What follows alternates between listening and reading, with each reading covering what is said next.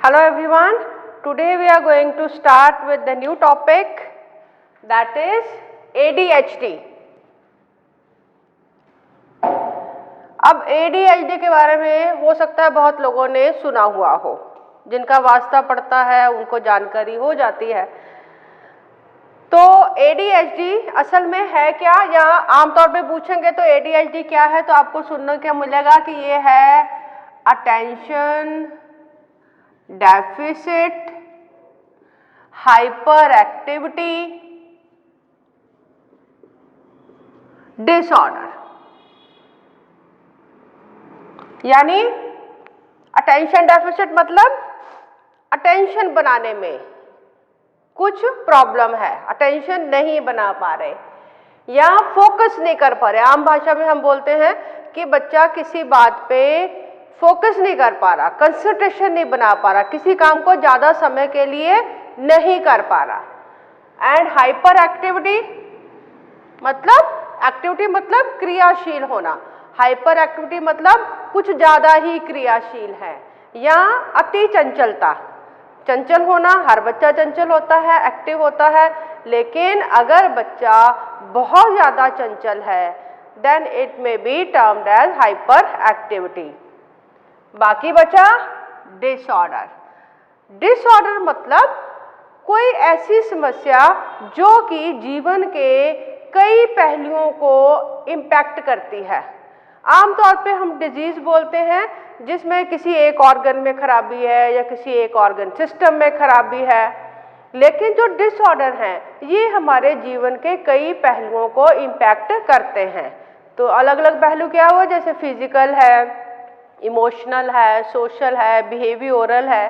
तो ये सब पहलुओं में अगर किसी चीज़ का इम्पैक्ट आ रहा है तो हम इसको कहेंगे कि ये डिसऑर्डर है। आमतौर पे जो डिसऑर्डर हैं वो जीवन में लंबे समय तक बने रहते हैं। तो इस तरह से भी हम इसको डिजीज से थोड़ा कंपेयर कर सकते हैं। डिजीजेज आती हैं, ठीक हो जाते हैं, क्योर हो जाते हैं, लेकिन डिसऑर्डर्स जो हैं ये कंपैरेटिवली ज़्यादा लंबे समय तक बने रहते हैं। और बहुत सारे डिसऑर्डर ऐसे भी हैं जिनका फिलहाल कोई क्योर नहीं है, बट अगर किसी में वो डिसऑर्डर आइडेंटिफाई होता है या डायग्नोज होता है तो हम उसको काफ़ी हद तक मैनेज कर सकते हैं। तो ये जो ADHD है ये भी एक ऐसा डिसऑर्डर है जिसकी फिलहाल इसको इरेडिकेट करने के लिए, यानी पूरी तरह से इसको हटाने के लिए कोई क्योर नहीं है, लेकिन इसको काफ़ी हद तक मैनेज किया जा सकता है।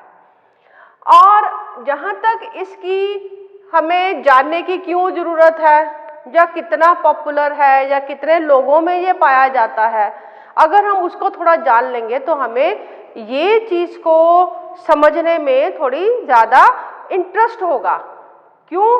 क्योंकि ये हमारे आसपास जो रहने वाले लोग हैं उनमें काफ़ी में पाया जाता है। जैसे आमतौर पे जो ग्लोबल सर्वे है उसमें 6 to 7% ऑफ पॉपुलेशन में बी अफेक्टेड बाय ADHD। और हमारे इंडिया की जहाँ पर बात आती है तो अभी एक रिसेंट सर्वे पब्लिश हुआ है जिसमें कोयम्बटूर में कोई स्टडी करी गई है, 2020 का सर्वे है, जिसमें बताया गया है कि इंडिया में 11.32% में बी अफेक्टेड बाय ADHD। यानी कंपैरेटिव टू ग्लोबल जो पॉपुलेशन है उसका जो सर्वे है उसके अनुसार उसके कंपैरिजन में इंडिया में और भी ज़्यादा लोग ADHD से पीड़ित हो सकते हैं। और अगर हम देखें तो ये जो सर्वे है ये फिर आगे हमें ये भी बताता है कि आमतौर पे जो पॉपुलेशन जो इससे इम्पैक्टेड है, वैसे भी हम देखते हैं कि ADHD के जो सिम्टम्स हैं वो सबसे ज़्यादा नोटिस में कब आते हैं, जब बच्चा स्कूल गोइंग एज में है। ऐसा क्यों होता है ये भी हम इस लेसन में जानने की कोशिश करेंगे, ऐसा क्यों होता है कि ज़्यादातर हमें स्कूल एज में ये नज़र आते हैं। तो इस सर्वे में भी ये है कि जो 9 से 10 साल का एज ग्रुप है या 8, 9, 10 साल का जो एज ग्रुप है उसमें ADHD के बहुत सारे पेशेंट डायग्नोज हुए हैं इंडिया में। यानी ये अगर आप ऑन एन एवरेज लें तो इसमें बताया गया है कि 8 से 9 साल के जो बच्चे हैं उनमें जो सिम्टम्स है वो नज़र आने शुरू हो जाते हैं। तो 9 साल के लगभग बोला गया है 26 पॉइंट समथिंग 4 इतना बताया गया है कि इतने बच्चे अफेक्टेड हो सकते हैं, और 10 साल की एज में लगभग 25%, थोड़ा सा वेरिएशन बताया गया है इसमें। तो ये जो स्टडी है ये आपको गूगल पे अवेलेबल है, नेट पे अवेलेबल है, ये neuro.com पे अवेलेबल है ये स्टडी, तो आप देख सकते हैं। तो ये जो एज ग्रुप बताया गया है इसमें, ये हमारे लिए, टीचर्स के लिए और पेरेंट्स के लिए बहुत कंसर्न की चीज़ है, क्योंकि ये आप एज ग्रुप देखेंगे, ये कौन सा एज ग्रुप है? ये वो एज ग्रुप है जिसमें बच्चे स्कूल्स में होते हैं। तो स्कूल में लगभग 25% मतलब हर चौथा बच्चा ADHD से पीड़ित हो सकता है। ये डायग्नोसिस है। शायद पीड़ित जो लोग बच्चे हैं उनकी संख्या और भी ज़्यादा हो सकती है, क्योंकि बहुत बार तो ये डायग्नोज नहीं होता। तो एनीवे ये सैंपल स्टडी है जिसमें ये बताया गया है कि इतना इसका स्प्रेड है। तो अब इससे हमें ये लगता है कि हमारे आसपास कई लोग हो सकते हैं जो ADHD से पीड़ित हों, तो हमें उनके बारे में जानने की ज़रूरत है ताकि हम उनको अच्छी तरह से मैनेज कर सकें और वो खुद भी अपने आप को अच्छी तरह से मैनेज कर सकें। ये जो ADHD है इसको समझने के लिए एक तरीका तो ये है कि ऊपर से सिम्टम विम्टम जान लें और ढूंढें कि किसी में वो सिम्टम है कि नहीं है। अगर आप ऐसा करेंगे तो आप देखेंगे कि इसके सिम्टम्स इतने ज़्यादा वेरिड हैं, इतनी तरह के सिम्टम्स हैं कि लगेगा कि लगभग हर जो आपके आसपास लोग हैं वो सभी ADHD से पीड़ित हैं। क्यों? क्योंकि अटेंशन डेफिसिट बड़ा कॉमन है। हम अक्सर देखते हैं कि हमें किसी काम में इंटरेस्ट हो तो हम उसमें इंटरेस्ट लेते हैं, अगर हमें उस काम में इंटरेस्ट नहीं है तो हमारा उसमें अटेंशन नहीं बनता। तो इसमें क्या खास बात है? इसमें तो कोई नई बात नहीं है। हमारा इंटरेस्ट होगा तो हम अटेंशन देंगे, नहीं होगा तो नहीं देंगे। सिमिलरली हाइपर एक्टिविटी, ये भी आप देखेंगे कि बहुत कॉमन है। आमतौर पे बच्चे चंचल होते हैं, हर बच्चा किसी ना किसी टाइम पे चंचल होता है। तो इसके जो सिम्टम्स हैं इतने वेरिड हैं, इतना ज़्यादा बड़ा इसका प्रसार है कि आप देखेंगे कि लगभग सभी में आपको ये सिम्टम नज़र आ सकते हैं। लेकिन जब हम किसी डिसऑर्डर की बात करते हैं तो डिसऑर्डर हम तब बोलते हैं अगर ये सिम्टम परसिस्टेंट है और इन सिम्टम्स की वजह से लाइफ के या डेली लाइफ के जो काम है उनको करने में कुछ दिक्कत आ रही है, तब हम कहेंगे कि ये डिसऑर्डर है। अगर कभी कभार कोई सिम्टम नज़र आता है तो आप उसको डिसऑर्डर नहीं कह सकते। वैसे भी टीचर्स का ये काम नहीं है कि वो डायग्नोज करें, टीचर का काम है कि वो सिम्टम्स को ऑब्जर्व करें, पेरेंट्स को मोटिवेट करें ताकि वो बच्चे को सही डायग्नोसिस के लिए लेके जा सकें। सिमिलरली अगर आप बाकी डिसऑर्डर्स की बात करेंगे तो कई तरह के डिसऑर्डर्स हम देखते हैं, जैसे फिजिकल डिसऑर्डर्स भी होते हैं, इमोशनल भी होते हैं, सोशल भी होते हैं। तो ये जो ADHD है ये किस तरह का डिसऑर्डर है? ये एक ऐसा डिसऑर्डर है जिसको न्यूरो साइकोलॉजिकल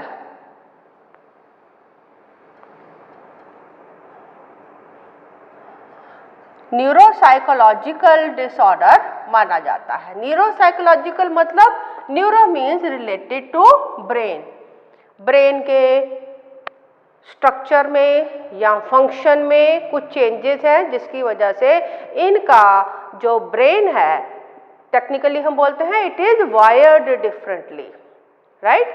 यानी इनके ब्रेन का काम करने का तरीका नॉर्मल जो इंडिविजुअल है उससे थोड़ा डिफरेंट है। और साइकोलॉजिकल मतलब कि ये हमारे बिहेवियर, थिंकिंग पैटर्न, हम कैसे सोचते हैं किसी चीज़ के बारे में, उसको इम्पैक्ट करता है। तो सबसे ज़्यादा इसका जो इम्पैक्ट है वो साइकोलॉजिकल इम्प्लीकेशंस आती हैं। तो इस डिसऑर्डर को समझने के लिए हमें जानने की ज़रूरत है कि इसके बारे में क्या क्या जानकारी हम कलेक्ट कर पाएंगे और क्या क्या जानकारी हमको चाहिए होगी। तो इस डिसऑर्डर के बारे में हम क्या क्या जान सकते हैं, ये इस लेसन का ओवरव्यू है। अभी इस समय हम इसका ओवरव्यू लेंगे कि क्या क्या जानने की जरूरत है। सबसे पहले तो हमें attention deficit hyper activity disorder का डेफिनेशन या व्हाट इज इट, यानी इसको डिफाइन करने की जरूरत है कि ये है क्या, ताकि हम इसको बाकी डिसऑर्डर से डिफरेंशिएट कर पाएं, जान पाएं कि क्या सिम्टम्स हैं, क्या करैक्टरिस्टिक फीचर्स हैं। आमतौर पे हम देखेंगे कि जितने भी न्यूरोलॉजिकल डिसऑर्डर्स हैं इनके सिम्टम्स आपस में काफ़ी ओवरलैप करते हैं। तो किन सिम्टम्स के आधार पे या किन पर्टिकुलर करैक्टरिस्टिक फीचर्स के आधार पे कौन से खास करैक्टरिस्टिक्स हैं, कौन से खास सिम्टम्स हैं जिनके आधार पे हम ADHD को डिफाइन करते हैं। तो ADHD का सबसे पहले हम जानेंगे कि ये है क्या, यानी इसके डेफिनेशन क्या है और इसके मेन करैक्टरिस्टिक्स क्या है, या ये लाइफ के किन एस्पेक्ट्स को किस तरह से अफेक्ट करता है। अब दूसरा हमें क्या जानने की जरूरत पड़ेगी कि व्हाट इट इज से पता चलेगा कि क्या है। अब आगे हमें क्या चाहिए कि इसके डिफरेंट टाइप्स क्या हैं। कई डिसऑर्डर जो हैं ये स्पेक्ट्रम डिसऑर्डर बोले जाते हैं, जिसमें कई तरह के अलग अलग तरह के सिम्टम्स वाले जो डिसऑर्डर है उनको ग्रुप किया जाता है। लेकिन ये जो ADHD है ये स्पेक्ट्रम डिसऑर्डर नहीं है, एक ही तरह का डिसऑर्डर है, लेकिन इसमें भी अब इतनी तरह की स्टडीज हो चुकी हैं, इतनी तरह से हम इसको अलग अलग लोगों में अलग अलग स्तर पे देखते हैं, किसी में सिम्टम ज़्यादा हैं, किसी में कम हैं, तो उसके अनुसार ADHD को डिफरेंट टाइप्स में बांटा गया है। तो क्या टाइप्स हैं? मेनली इसकी 3 टाइप्स बोली जाती हैं, लेकिन कुछ साइकोलॉजिस्ट इसको 7 टाइप्स में भी डिफरेंशिएट करते हैं। तो हम जानेंगे कि वो 7 टाइप्स या 3 टाइप्स क्या हैं और ये टाइप्स एक दूसरे से कैसे डिफरेंट हैं। अब टाइप्स के साथ साथ हमें क्या पता चलता है कि जो डिफरेंट डिसऑर्डर्स हैं इनके साथ कई बार कोई दूसरे मेंटल डिसऑर्डर्स या दूसरे डिसऑर्डर्स भी इसके साथ एसोसिएट हो जाते हैं, जिससे ADHD के सिम्टम्स में काफ़ी उछाल आ जाता है, बढ़ जाते हैं। They are called as similar type of disorders, या टेक्निकली साइंटिफिकली हम बोलते हैं, बायोलॉजी में बोलते हैं कोमॉर्बिडिटी। कोमॉर्बिडिटी मतलब ऐसे डिसऑर्डर जो जब ADHD के साथ मिल जाते हैं तो ये ADHD के सिम्टम्स को कई गुना बढ़ा देते हैं। और अक्सर जो साइकोलॉजिकल डिसऑर्डर हैं इनमें काफ़ी हद तक कोमॉर्बिडिटी देखने में मिलती है, यानी कई सारे डिसऑर्डर एक पर्सन में इकट्ठे भी हो सकते हैं। तो ये भी जानेंगे कि और कौन कौन से डिसऑर्डर्स हैं जो ADHD के साथ हो सकते हैं और ये कैसे उसको इम्पैक्ट करते हैं। नेक्स्ट हम जानने की कोशिश करेंगे कि इस ADHD के कारण फंक्शनल इम्पेयरमेंट्स क्या हो सकती हैं। फंक्शनल इम्पेयरमेंट्स क्या होती हैं? फंक्शनल इम्पेयरमेंट मतलब रोज के या जीवन के किस किस कार्य को करने में क्या दिक्कत आती है। जहां पर ADHD की बात है वहां पर हम क्या देखते हैं कि ये आमतौर पे चाइल्डहुड से अडल्टहुड तक कंटिन्यू करता है, यानी बहुत सारे और दूसरे डिसऑर्डर्स की तरह ये ऐसा डिसऑर्डर है जो कि अपने आप से जाता नहीं है और लंबे समय तक बना रहता है। लेकिन इसके साथ साथ हम क्या देखते हैं कि इसकी जो फंक्शनल इम्पेयरमेंट हैं या सिम्टम्स हैं उनको भी हम देखते हैं कि वो चिल्ड्रन में कुछ अलग और एडल्ट्स में कुछ अलग तरह की दिक्कतें देते हैं। तो दोनों तरह की फंक्शनल इम्पेयरमेंट को देखेंगे कि अगर किसी में ADHD है तो बच्चा होने के नाते उसको क्या काम करने में दिक्कत आएगी और एडल्ट होने के नाते उसको किस किस काम को करने में प्रॉब्लम आती है। और टाइप्स के बाद, फंक्शनल इम्पेयरमेंट के बाद हम देखेंगे कि इसके कॉजेज क्या हैं, क्यों हो जाता है ADHD के, क्या कारण है, क्या इसके जेनेटिक कारण है, क्या ये फैमिलीज में रन करता है, क्या किसी स्पेसिफिक एज ग्रुप को ज़्यादा इम्पैक्ट करता है। तो इसके साथ साथ क्या ये किसी इन्वायरमेंटल फैक्टर से भी हो सकता है, ये सब कारणों के बारे में हम जानेंगे। कारणों को जानने से क्या होता है कि हम उसके रिस्क फैक्टर्स को जान सकते हैं। अगर हम रिस्क फैक्टर्स जान लें तो हम काफ़ी हद तक या कुछ ना कुछ ज़रूर कर सकते हैं जिससे ये रोका जा सके या आगे ना जाए। तो कॉजेज एंड रिस्क फैक्टर, इसके हम जब पढ़ेंगे तो हम देखेंगे कि ADHD जो है ये जेनेटिक इसके कॉजेज भी हैं और इन्वायरमेंटल कॉजेज भी हैं। कॉजेज के बाद हम देखेंगे कि इसको आम तौर पे किस तरह से डिफाइन करते हैं, यानी लाइफ में हम इसको कैसे देखते हैं, जिसको हम आम भाषा में कह सकते हैं कि इसके सिम्टम्स क्या हैं। सिम्टम्स क्या होते हैं? सिम्टम्स रेड फ्लैग्स होते हैं जो आपको इशारा देते हैं कि ये समस्या हो सकती है। बीइंग पेरेंट, बीइंग टीचर्स, हमारा फर्ज है कि हम इन सिम्टम्स को जानें ताकि समय रहते हम इनको पहचान सकें, समय रहते हम लर्नर को या बच्चे को सही डायग्नोसिस करवा के सही तरह का ट्रीटमेंट दिलवा सके ताकि बच्चा इन डिसऑर्डर्स को मैनेज करना सीख सके। तो इसके सिम्टम्स जैसे फंक्शनल इम्पेयरमेंट है, बच्चों में अलग तरह के और अडल्ट्स में अलग तरह के। यहाँ पे आप देखेंगे कि अगर आप सर्च करेंगे तो कई तरह के सिम्टम्स आपको नजर आएंगे। तो कोशिश करेंगे कि हम इन सिम्टम्स को कैटेगराइज कर सकें, क्योंकि सिम्टम अलग अलग इंडिविजुअल में अलग अलग हो सकते हैं, किसी में ज़्यादा किसी में कम। और सिम्टम्स जानने के बाद हम कोशिश करेंगे कि हम जान पाएँ कि इसका डायग्नोसिस कैसे होता है। कई अन्य बीमारियां हैं, कई अन्य तरह के दिक्कतें हैं जिनको हम डिफरेंट टाइप्स के क्लिनिकल टेस्ट से जान सकते हैं, लेकिन आमतौर पे जो मेंटल डिसऑर्डर्स है इनके लिए कोई एक विशेष प्रकार का टेस्ट नहीं होता। तो जो डिसऑर्डर्स हैं इनको ऑब्जर्वेशन से यानी सिम्टम्स को पहचान के और इंटरव्यू से या चेकलिस्ट के द्वारा जान के कि किस में कितने सिम्टम्स हैं उसके आधार पर पहचाना या डायग्नोज किया जाता है। और जैसे अभी मैंने बात करी कि ये एक ऐसा डिसऑर्डर है जो कई बार फैमिलीज में रन करता है, यानी बच्चे में डायग्नोज हो रहा है तो हो सकता है माँ बाप में भी हो, इसलिए जब डायग्नोसिस किया जाता है तो पेरेंट्स को भी डायग्नोज किया जाता है टू फाइंड आउट कि क्या ये फैमिली में प्रेजेंट है या फैमिली हिस्ट्री में कहाँ से ये इसका लिंक बच्चे तक बनता है। और इस डायग्नोसिस के आधार पर इसको असेसमेंट किया जाता है।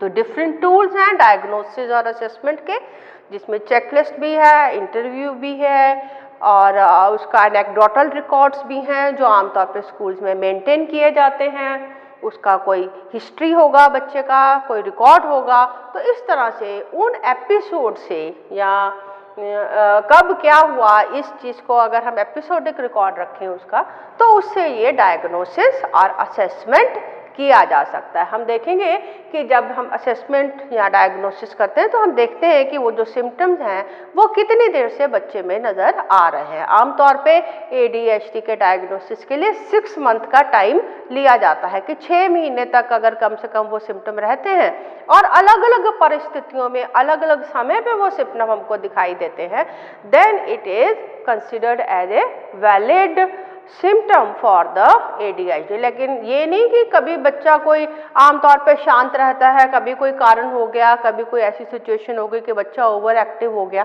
तो आप उसको ADHD का सिम्टम मान लें।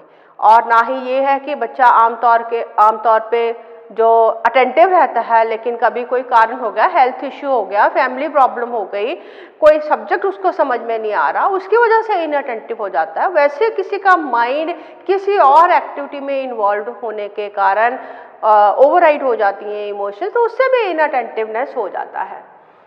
और जब हम डायग्नोसिस की बात करेंगे तो बीइंग टीचर हम लोग क्या देखते हैं कि हम हर चीज़ का डायग्नोसिस जो है वो एकेडमिक एक्टिविटीज़ पे करते हैं, लेकिन कई एकेडमिक प्रॉब्लम्स ऐसी हो सकती हैं जिनकी वजह से इन अटेंशन या हाइपर एक्टिविटी हो लेकिन वो ADHD ना हो।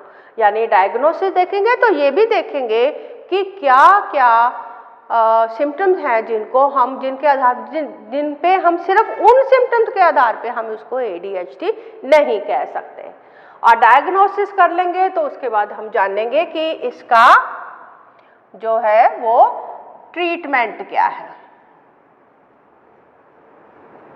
ट्रीटमेंट के कई मेथड्स हैं, कई तरीके से ट्रीटमेंट। अगर कॉजेज देखेंगे तो जो कारण आएंगे हमारे ध्यान में उसके हिसाब से हम देख सकते हैं कि इसको ट्रीटमेंट कैसे किया जाता है।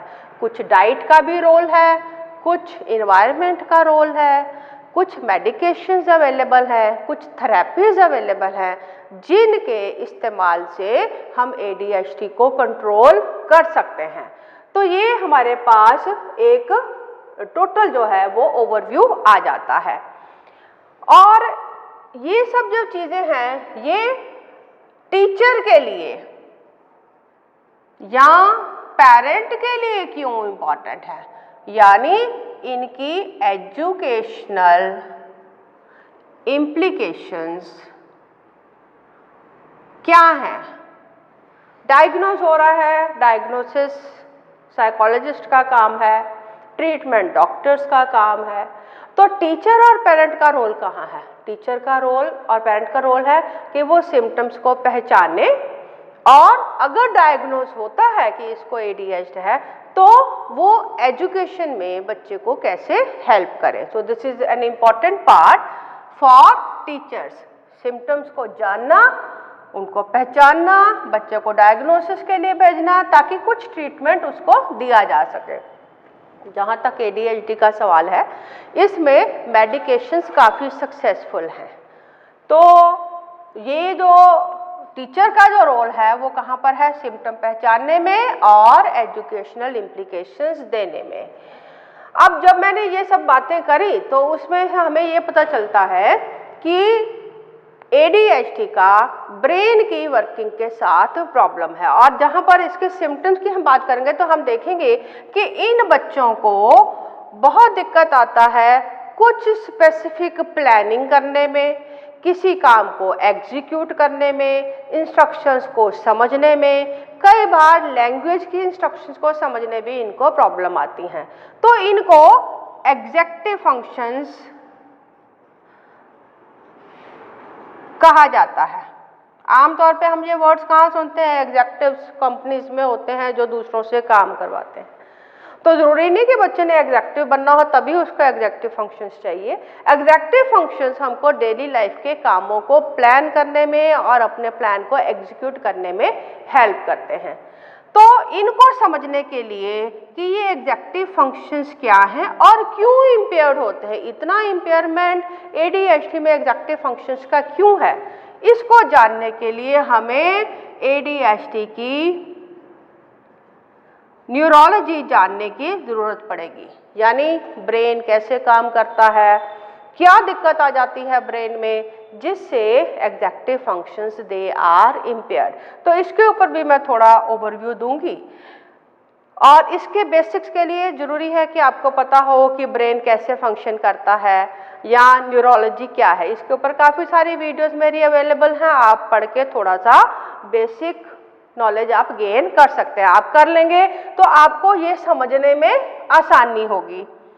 और अगर आप इसको समझ लेंगे तो आपको सिम्टम पहचानने में आसानी होगी क्योंकि सिम्टम बहुत वैलिड हैं। और अगर आप सिम्टम पहचान लेंगे एज ए टीचर और पेरेंट तो ये जो काम है ये आपके लिए आसान हो जाएगा। तो ये इसका बेसिक्स है। इसको कोशिश करिए आप जो पुराने वीडियोस हैं इस चैनल पे ब्रेन के फंक्शन के बारे में वो आप थोड़ा रिव्यू कर लें so that you can understand educational implications and symptoms। तो ये हमारे लेसन का टोटल ओवरव्यू है।